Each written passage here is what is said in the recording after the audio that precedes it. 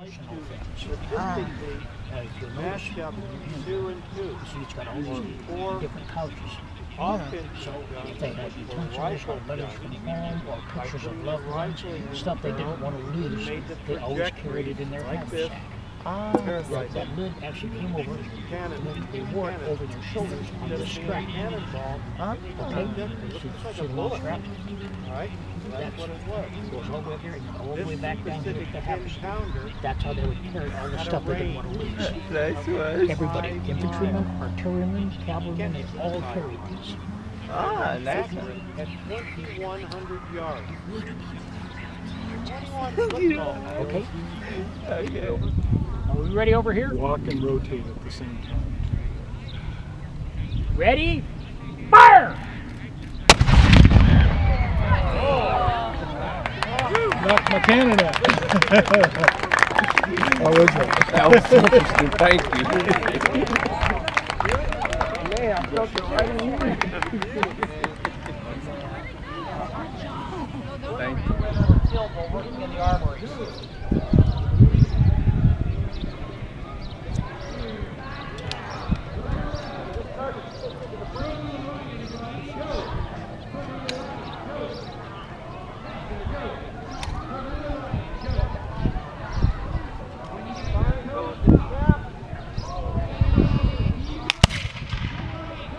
The weapon gets fired much faster in the process than the infantry. Okay, just follow instructions. Okay, and you're far enough away from the audience here where nobody should get bloody.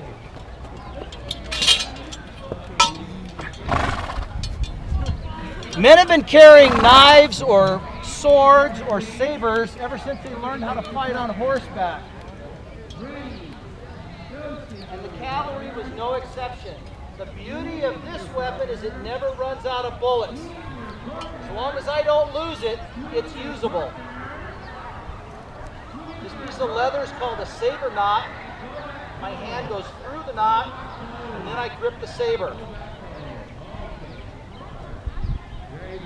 I'm sorry, I forgot your name. Tyler. These are all starting to blend together, one after the next. Tyler is a Confederate infantryman, and him and a couple hundred of his buddies have formed a line of battle out in this field.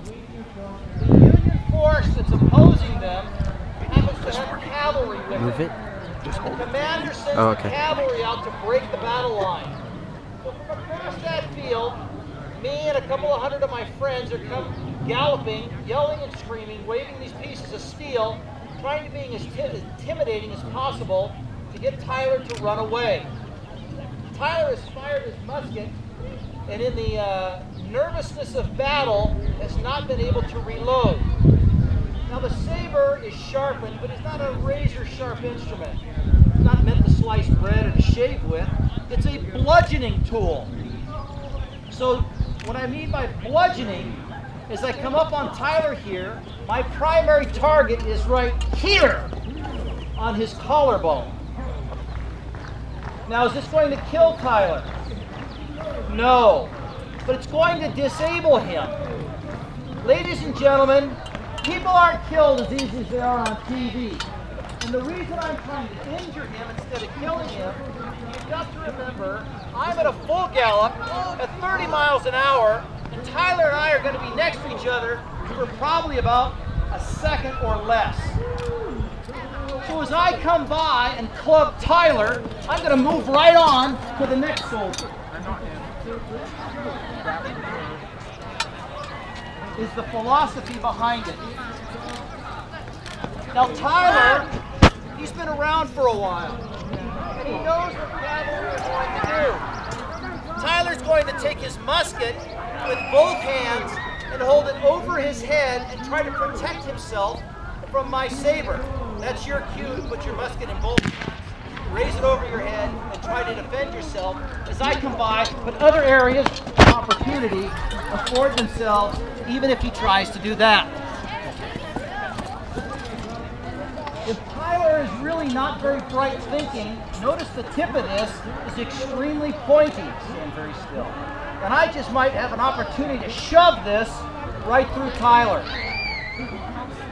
But I got about 130 pounds of meat on the end of my saber now, and I'm running at 30 miles an hour. This is where the knot comes in. And as Tyler falls backwards, I'm going to let go of my saber, pull it out of his body, re-grip it, and get back in the fight. So what do you think Tyler's best defense is going to be out on the field to defeat me from clubbing him with this thing? Yes, sir. Sorry? You're away. Get out of here. I can follow you on here. Anybody have any other ideas? Yes, sir. Grab the horse's leg in submission. Oh boy. That would be gutsy. Yes, sir. Can't you just jump out of the way? Jump out of the way. I'm going to come back and get you, or my buddy's going to get you. That's a thought. I'm the first one to think of that. That is a thought, and that's a very vulnerable point on a horse, right to the chest. If he goes down, I'm going down too. But the best thing for Tyler to do is to lay down. Lay down on your stomach.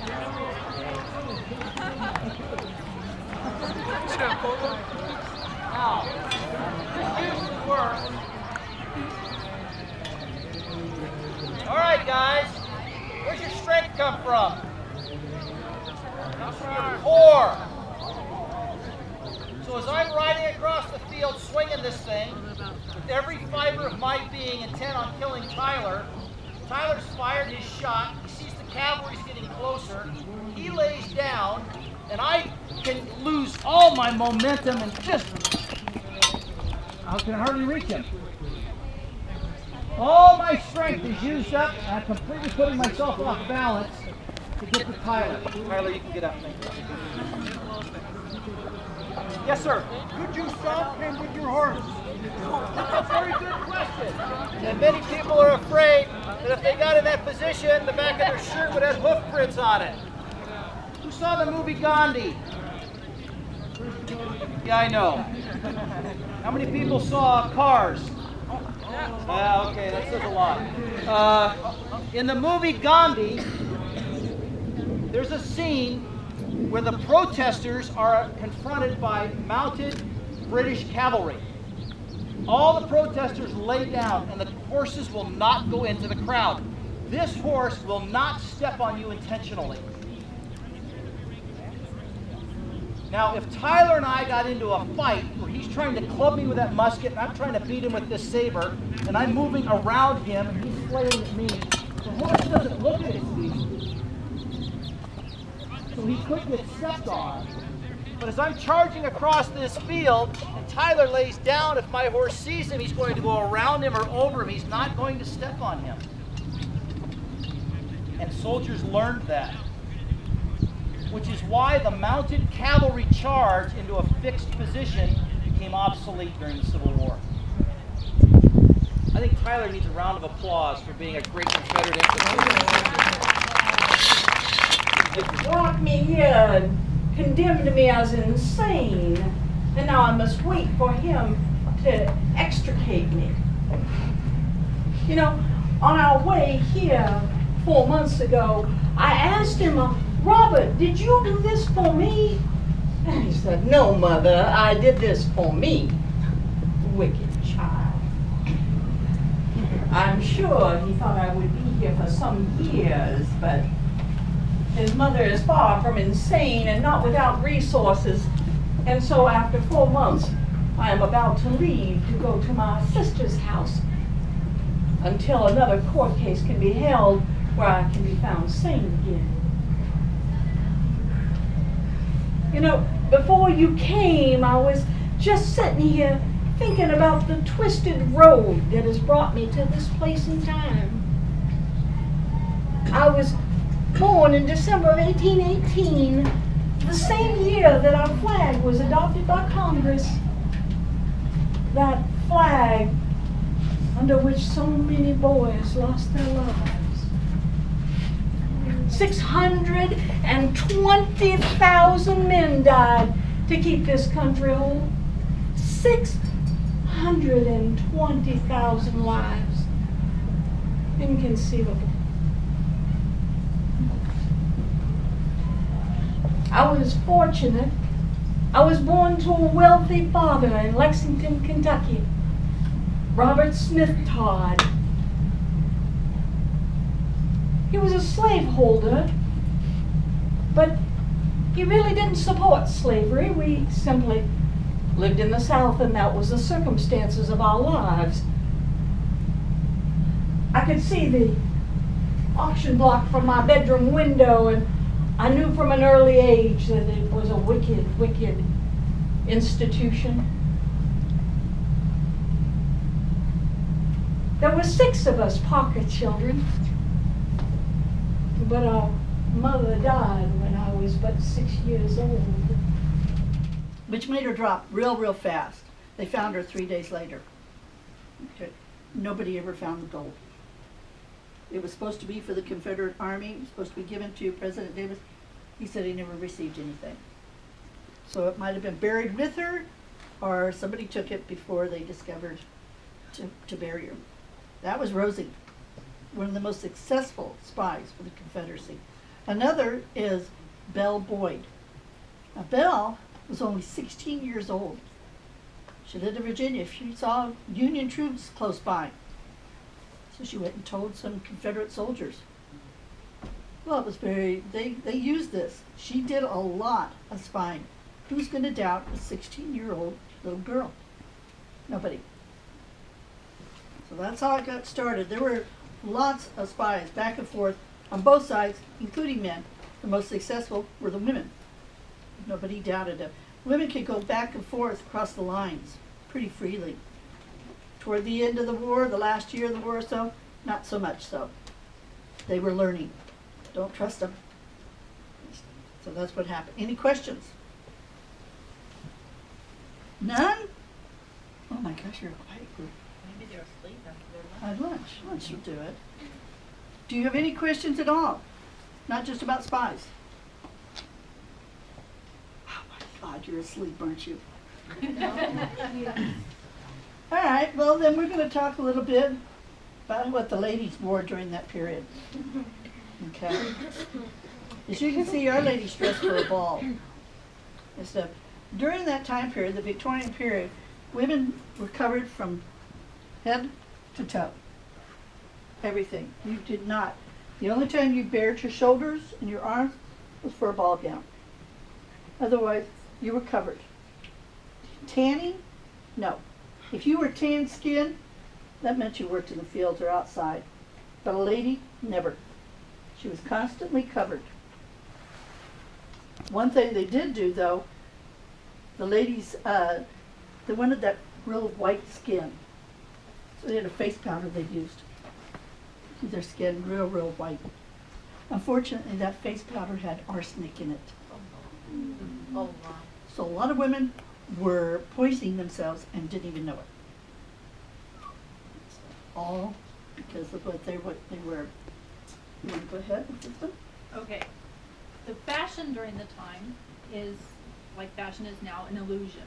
So the illusion that you wanted to portray in your dress was to have large shoulders, a skinny waist, and big hips. Okay? So it's the hourglass, right? To get that, you would trim your dress to make it look like I have larger shoulders than I do, and a skinnier waist than I do. And there were other ways of doing that also. The garments that you wear mostly did not get longer, okay?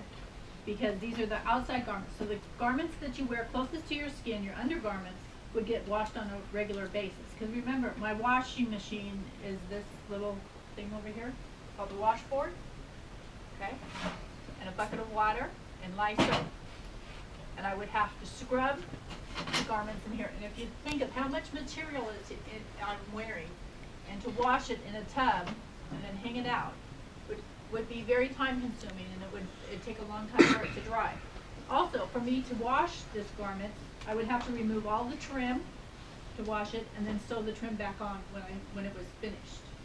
So that's very time consuming. If you were a new recruit, this is what you would be taught.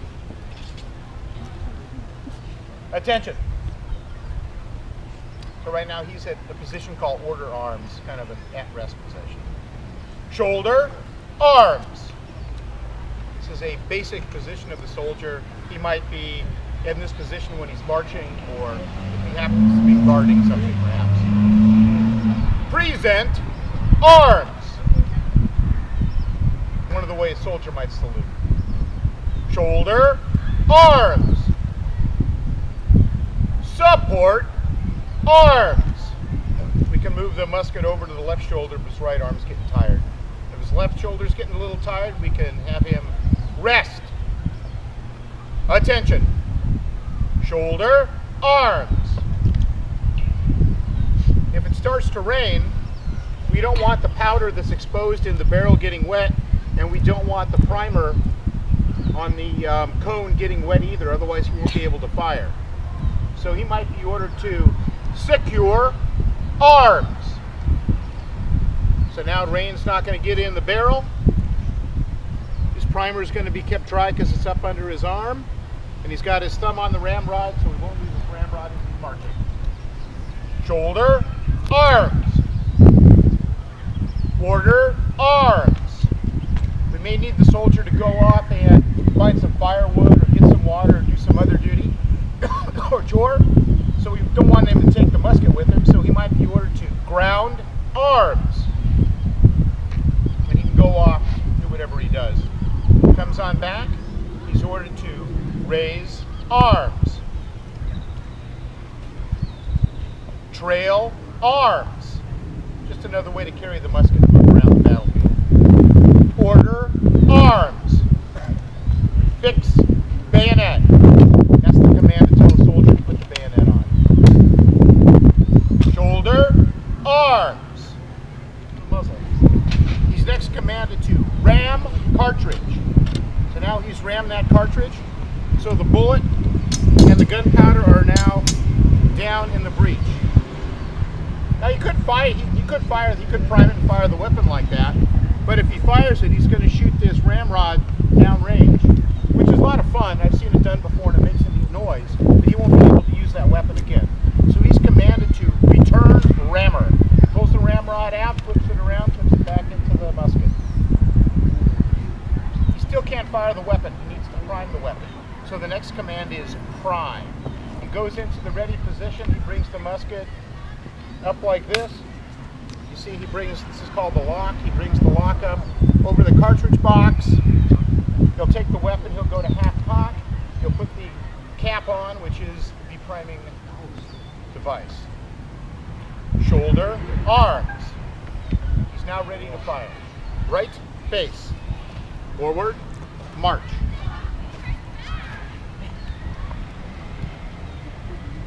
Halt. Ready. Aim. Fire. Load. So now, since he's proficient at the loading and firing process, he's only given the command load. He'll now do that complete 9-step process with just that one command. Now you have to imagine a line of battle, thousands of men in 2 rows or 2 ranks. Officers and file closers behind the men. So you can imagine how noisy and confusing a battlefield could be with all this firing going on. So now the commander, once he sees all his men in this position, he'll give the command, aim! Fire! Cease firing. Recover, arm. So, laundry. At my house, we have a big chocolate Labrador. He's big. And 85 pounds, you know, in goes the food, out comes the... Yeah, so somebody at my house has to do dog duty, feed him, water him, walk him, and pick up his poop. What else do we do around the house nowadays? And I don't want to hear homework. That's not for helper in the house. That's your job. Gardening, right? Gardening. Some of you might mow lawns. Ladies, any other things you might do around the house? Cook, clean, sweep. I know at my house we have we do it electronically. In the Civil War era, if you wanted to be warm or eat, you had to first chop wood because you had to light a fire to do either one of those things. You went out in the morning. There is no grocery stores. We're not going to get fast food. And so they would go out. The kids took on roles like chicken, you know, going out and grabbing the eggs in the chicken coop. The kids were put to work in the fields. So a little more intense than just mowing the lawn or gardening. They actually had to work the field because the men were all gone. Kids had to go out in the morning. Oh, what did you need for breakfast? Milk. Milk. Well, and cows actually, then there's that thing we're going to use today to make butter. No. We needed no, we don't make butter from milk. Cream. I heard cream. Not from eggs. No, butter doesn't have eggs. But eggs are good with butter and biscuits. Ladies, you probably were put to use in the kitchen. Again, nobody had pre-packaged foods. We didn't put anything in a microwave. Everything was made from scratch, and it took hours to put a meal on the table. And so the ladies would probably be in the kitchen. Guys, this was a guy job mostly. You took a bucket, and any water we needed for eating, drinking, bathing, you name it, we had to go bring it in buckets to the house because there's no indoor plumbing during the Civil War. Shake it good! Oh, God. A few moments later. Is it butter yet? No, it's with cream. Oh, delicious. Is it butter yet? I don't know. It's curdy, like yucky cottage cheese. It stinks. More time goes by. Yeah. 4 days later. Is it butter yet? I see liquid in a glob of butter. Whoa! Oh my god! Me too! Oh my god! Can we eat it yet? Yes, actually. Alright, so spread the butter on a cracker, then enjoy. It's gonna be legend, wait for it, dairy! Yeah, see what I You can even drink it! Cheers! Cheers! Bottoms up! Actually, no, that's fun. Enjoy your butter. Enjoy your mess, too. I love it!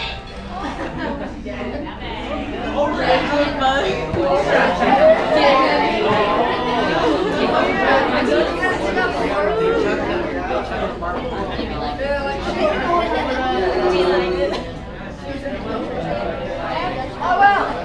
So I've heard some of you when they chopped up the leftovers, you are like, oh, it's. I want you to think scientifically. You start out with heavy cream, which is, I believe, and I'm not a science teacher, so I'm going to edit this seriously. It's an emulsion, right? And then you put in the marble, which creates friction, and then the two parts of the heavy cream separate the fat, the solids, and the liquids. What's the liquid then when you're done? The fats blob together to form the butter. What is the liquid? If it comes from the cow, milk. Milk. So it's just milk. In fact, it's pretty good milk. It's non-fat because buttermilk is low in fat because where's all the fat gone to? The butter. Butter. So it's not as like disgusting, and it's cold coming out, so it'll still be cold when you get there. So butter is basically just fat extracted from wood. Oh. That's all it is. That's why it's so good. It's so bad for you. Makes it good for you, good, but bad for you. So a couple of quick directions, and then we're going to send you off to make butter, because like I said, this is Oh, wait, did anyone have a stick? I've done this last year.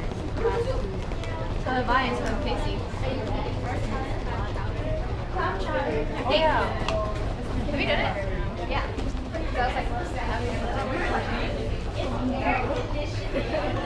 I just got to hear the moan.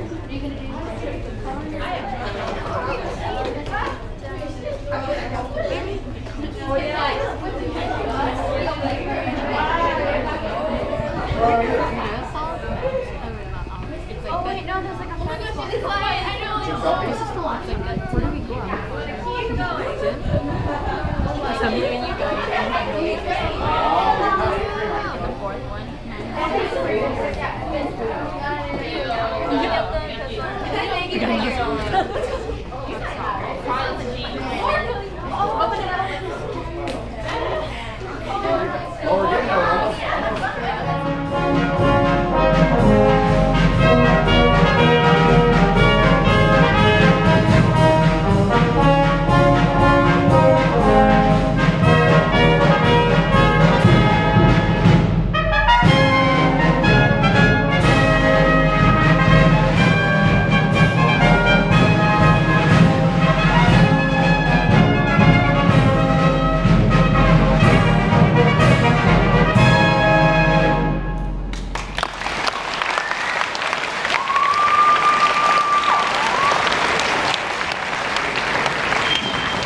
Okay, now you can show off a union, typical union, privates.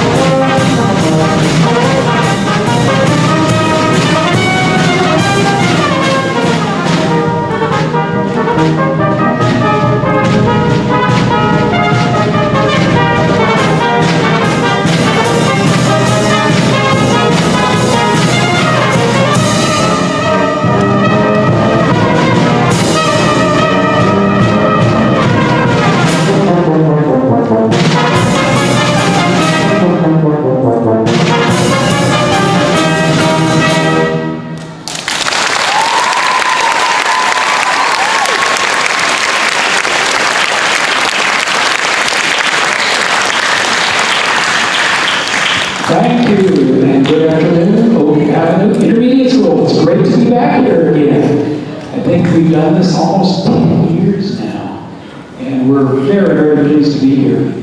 As you will probably recall from last year's concert, we recreated a Civil War band from about 150 years ago.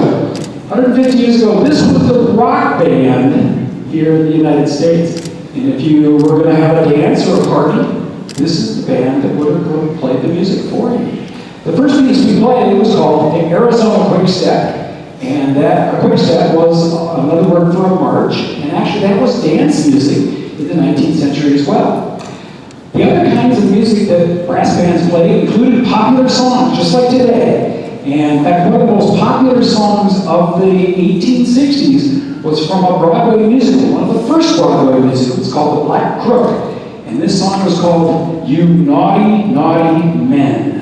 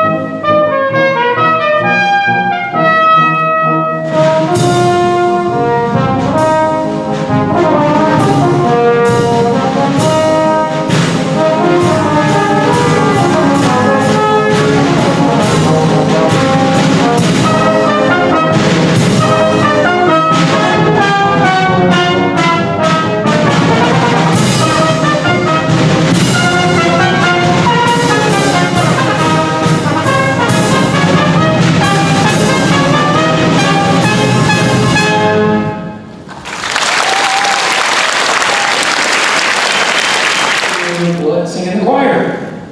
A few choir people here. Very good. Orchestra? Oh my. Wow. Well, very good. In the 19th century, 150 years ago, that was not always the case. In fact, it rarely was the case.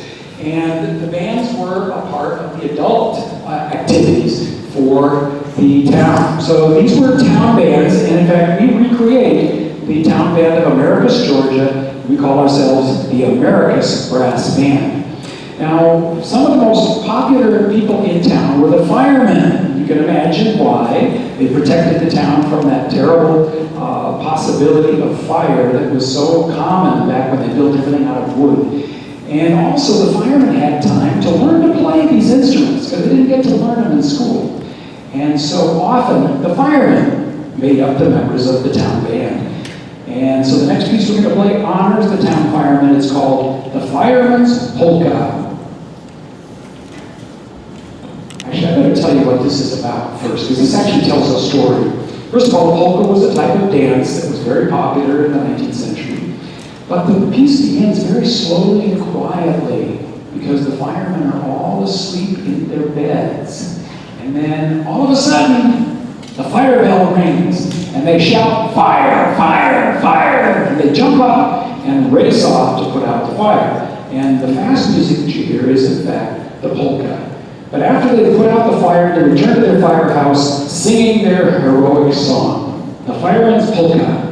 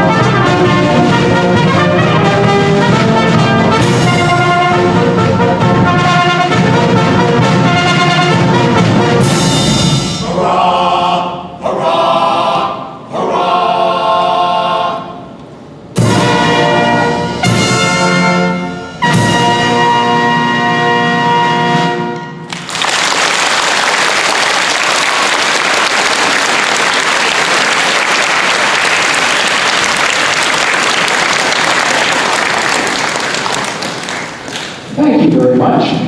As I mentioned, we are a recreation of a town band from Americus, Georgia. And one of the pieces that we have in our repertoire was actually written for this band sometime about 150 years ago. We were actually doing a recording session, and the night before we went in to record, a fellow called us up and said, "We found this great march, and it's dedicated to your hometown." And so that is the next piece that we would like to play. This is called the Americus Quick Step.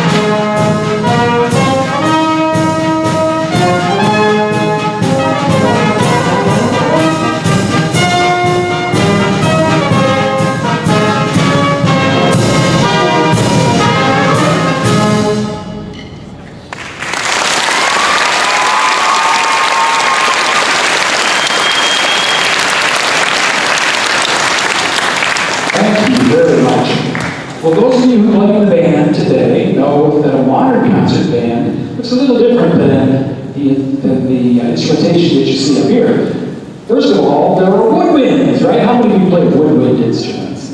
Yeah, well, there were a few woodwind instruments in the 19th century, but they were pretty rare because most of the bands played outdoors, and it was hard on those woodwinds outdoors. So this is a brass band, and you'll see instruments that you recognize. This looks like a modern trumpet. How many play trumpet? And we actually have two kinds of cornets. This is actually called a cornet in the band. And Dave Scott is playing a B-flat cornet, which is the same instrument that I'm playing. And Pat Mullen is playing the E-flat cornet, which looks quite a bit different, doesn't it? It is, in fact, a smaller instrument. And Pat plays most of the melodies that you'll hear in the band today. Michel Silmakar is playing the alto horn, and it'll sound like a French horn, doesn't it? How many of you play French horn? Mitch is also a French horn player. And this was the instrument that sort of predates the French horn, the instrument that we find most commonly in bands at the time. Jerry Wheeler is playing a tenor horn, and how many of you play the baritone? So it looks like a baritone, doesn't it? Yeah, absolutely. In fact, that's what it is. And Lauren Marsteller plays the euphonium, or baritone, as we actually call it in our band. And as you can see, it looks very much like the modern instrument. And then Robert Rizzo is playing the tuba, which looks quite a bit different than the modern tuba. How many of you play the tuba? Yeah. Notice how much smaller it is. And it's a little bit higher in pitch as a result. But these are the standard instruments in the brass band of the 19th century, and even into the 20th century, these instruments are still used to a certain extent. Of course, in the back we have the drummers, and Ken Peters is playing the side drum, or the snare drum, and you can see it's much bigger than modern snare drums, and it's all decorated for the Civil War.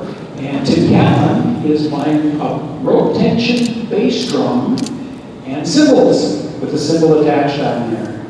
So that is a typical 19th century brass band from the United States.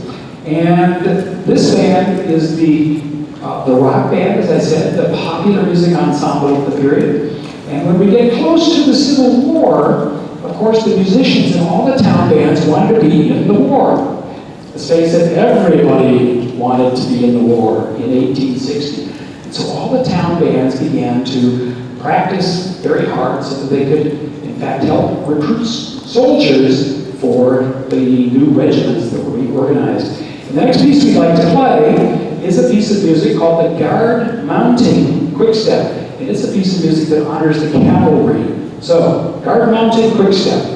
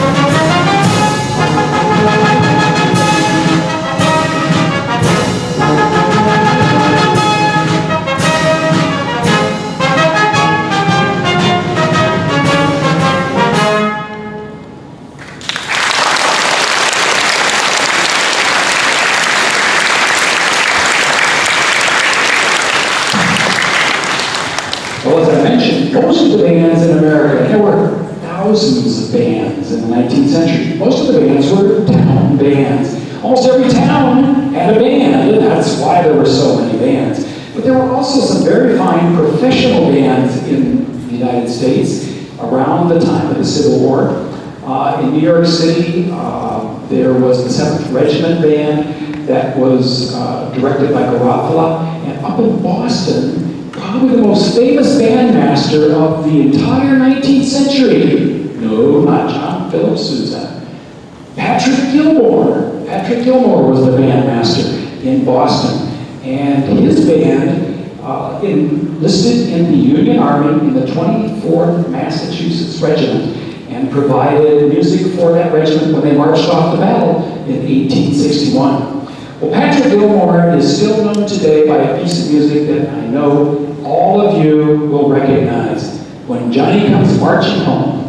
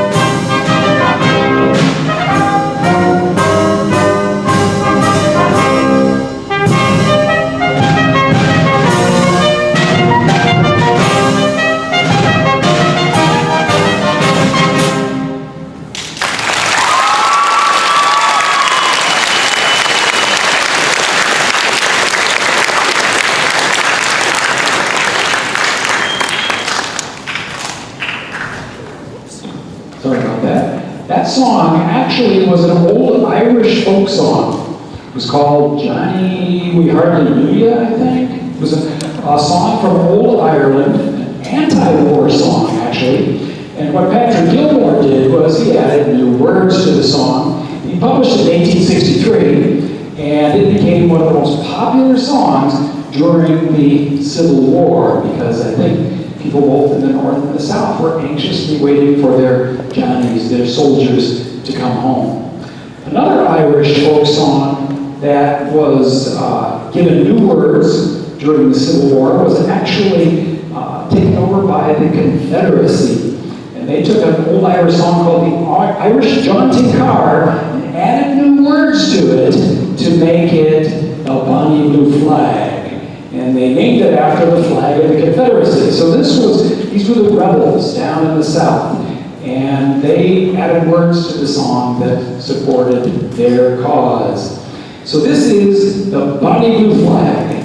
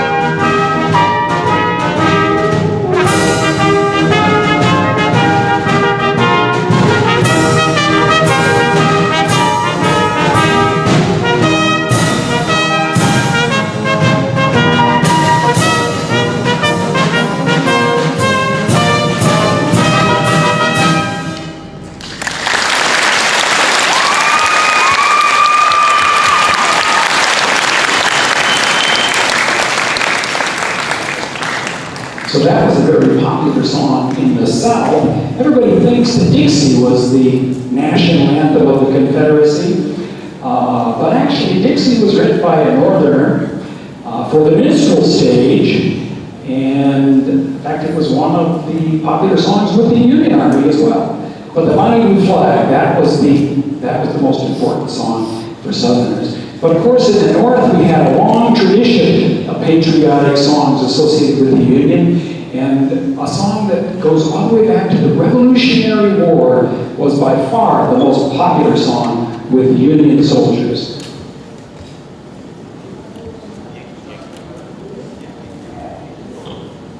I'm getting a little confused up here.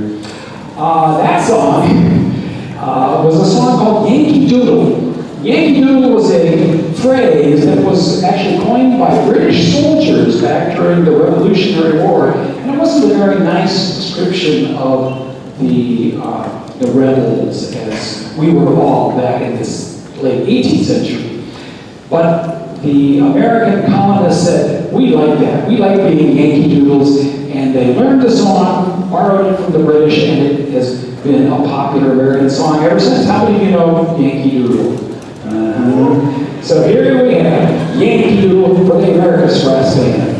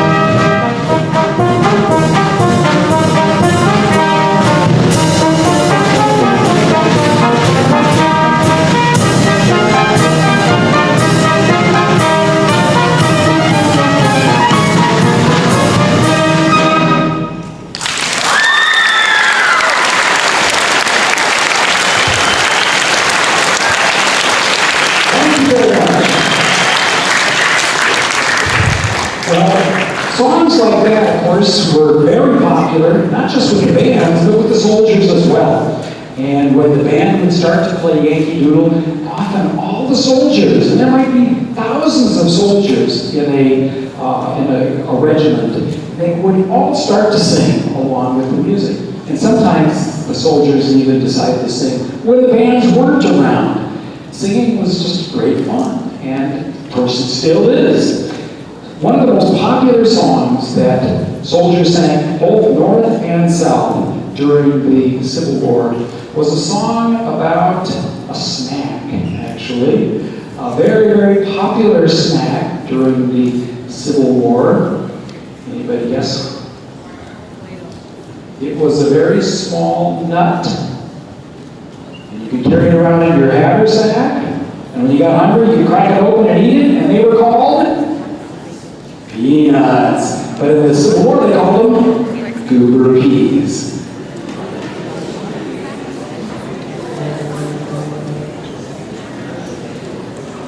Sitting by the roadside on a summer's day, chatting with my messmates, pass the time away. Lying in the shadows underneath the trees, goodness how delicious, eating goober peas. Peas, peas, peas, peas, eating goober peas. Goodness how delicious, eating goober peas. When a horseman passes, the soldiers have a rule to cry it at your loudest, Mister, here's your mule. But another pleasure enchantinger than these is wearing out your grinders, eating goober peas. Peas, peas, peas, peas, eating goober peas. Goodness how delicious, eating goober peas. Just before the battle, the general hears a row. He says the Yanks are coming, I hear their rifles now. He turns around in wonder, and what do you think he sees? The Georgia militia, eating goober peas. Peas, peas, peas, peas, eating goober peas. Goodness how delicious, eating goober peas. I think the song has lasted almost long enough. The subject's interesting, the rhymes are mighty rough. I wish this war was over and free from rags and fleas. We'd kiss our wives and sweethearts and gobble goober peas. Peas, peas, peas, peas, eating goober peas. Goodness how delicious, eating goober peas.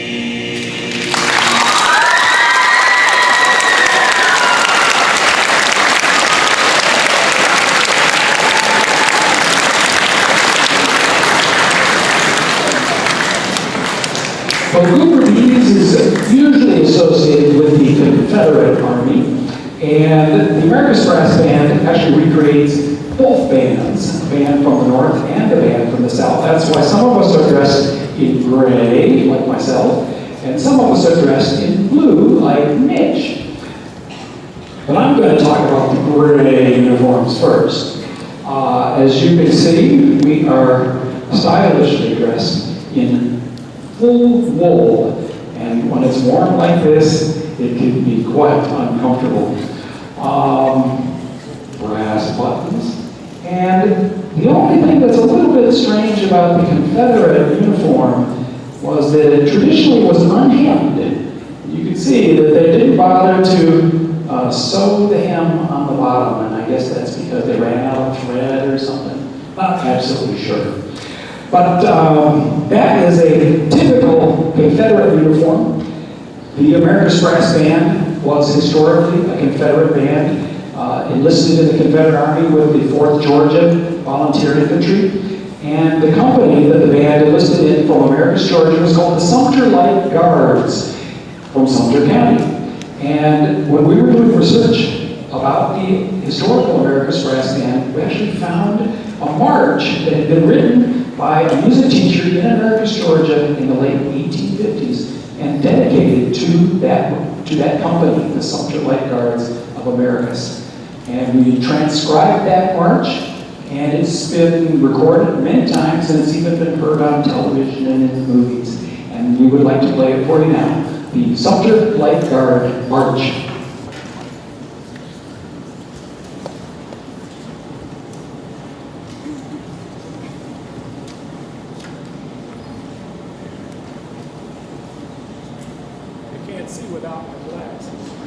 And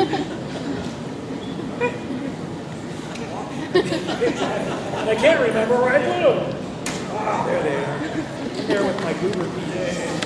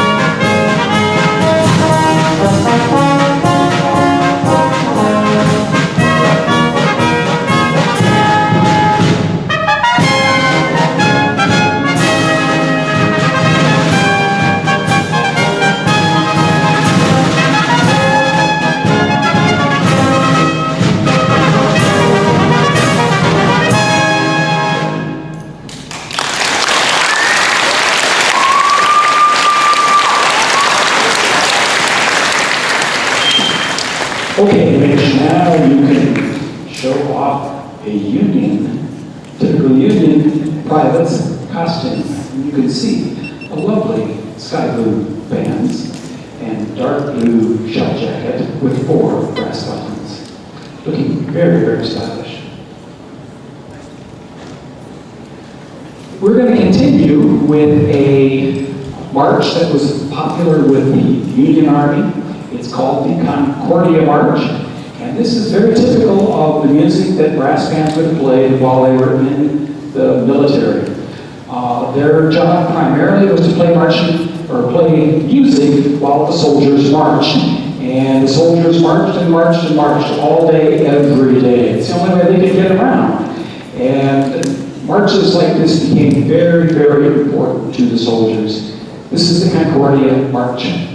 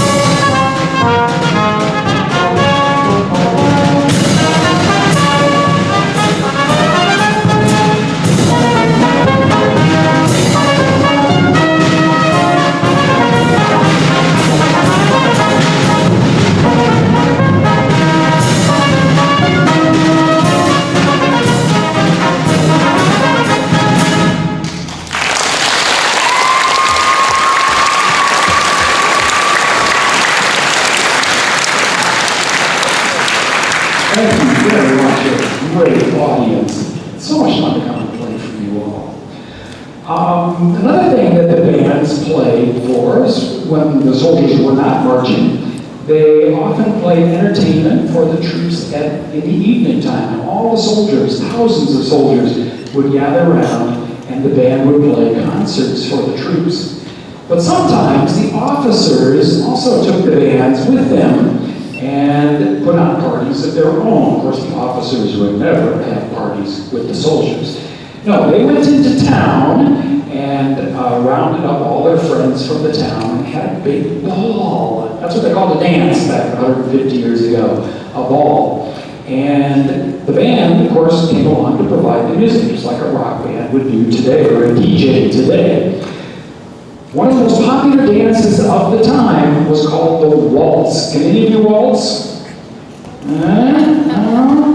Okay. Well, waltzing is still popular, and it's a little different from most of the dancing that you know, because the meter is in 3/4 time. So we're going to play for you now the Violet Waltz in 3/4 time.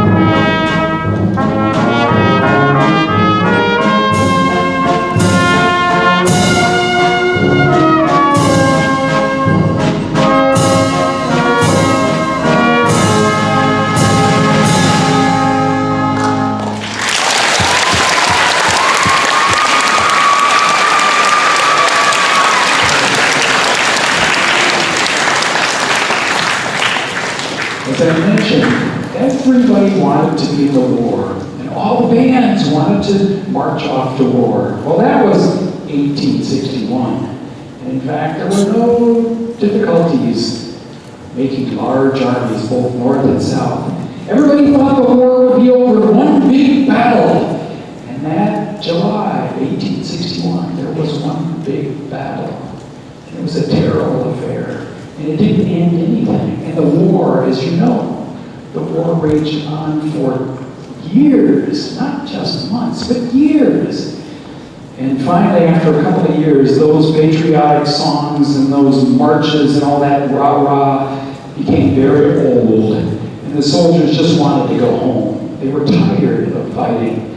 And in fact, their favorite song late in the war was called Home Sweet Home. This song became so popular with the soldiers, and when they sang it, they became so sad that they literally wouldn't fight. And the song was outlawed, banned in the Union Army, because the soldiers wouldn't fight. This is Home Sweet Home.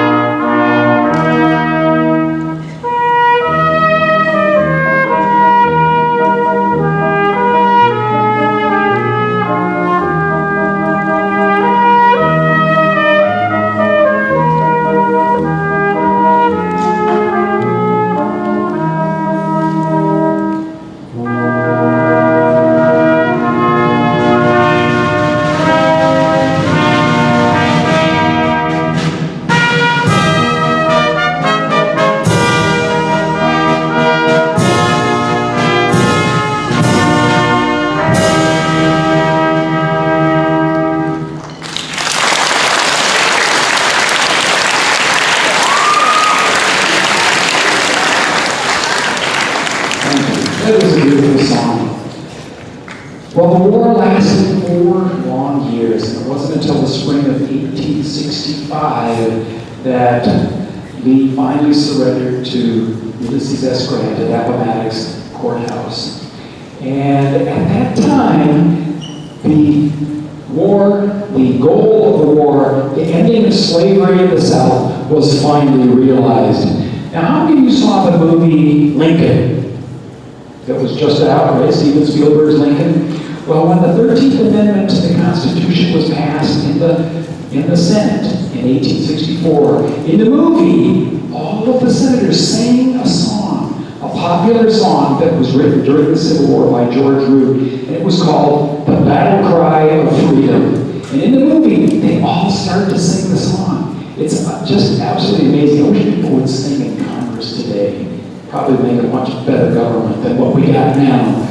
But the Battle Cry of Freedom became one of the most popular songs. And in fact, Union soldiers marched into battle singing about freedom for the slaves. That's what they were fighting for. That's what they were dying for. That's what ultimately was the result of the Civil War. The Battle Cry of Freedom.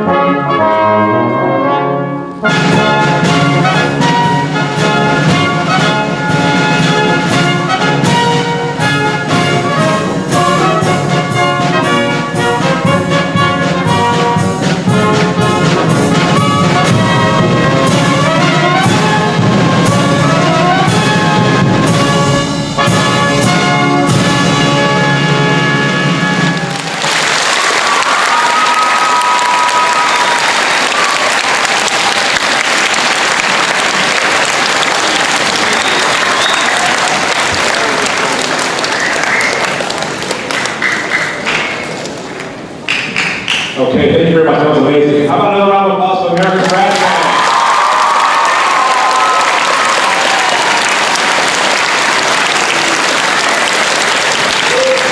From Main Street of Disneyland.